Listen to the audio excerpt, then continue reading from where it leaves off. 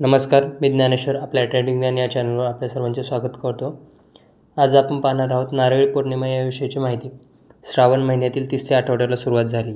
त्यातल्या पहिल्याच दिवशी म्हणजे रविवारी होते 18 ऑगस्टला.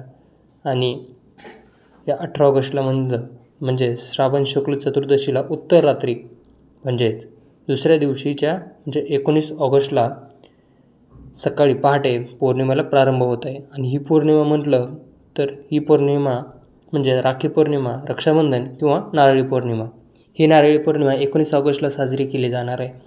सोमवार दिनांक 19 ऑगस्टला सकाळी पहाटे 3:04 ही पौर्णिमा सुरू होणार आहे आणि रात्री 11:55 संपणार आहे. या दिवशी रक्षाबंधन आणि राखी पौर्णिमा, रक्षाबंधन किंवा राखी पौर्णिमा देखील आहे. या नारळी पौर्णिमेच्या दिवशी कोकण किनारपट्टी व मुंबईलगतच्या कोळी बांधवांचा सण,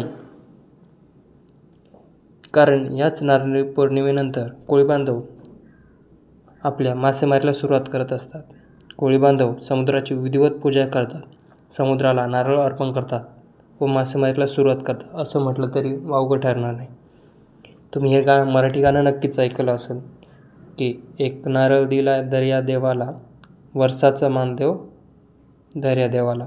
म्हणजे नारळ हे समुद्राला अर्पण करतात. दर्या म्हणजे समुद्र.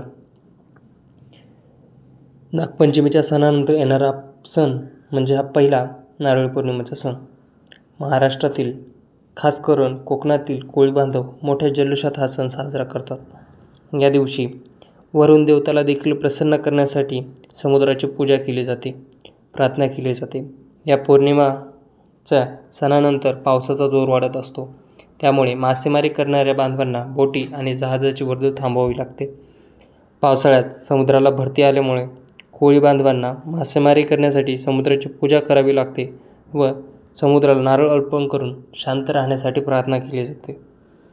कोळी बांधवांसाठी हा सण अधिक खास मानला जातो. या दिवशी कोळी बांधव आपल्या बोटीची, होडीची सजावट करून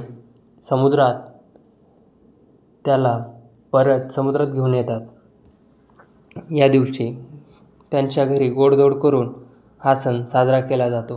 हा सण कोळी बांधवांसाठी अत्यंत महत्त्वाचा मानला जातो. तर ही माहिती तुम्हाला कशी वाटली हे कमेंट करून नक्की कळवा. आणि व्हिडिओ आवडल्यास व्हिडिओला लाईक करा, कमेंट करा. धन्यवाद.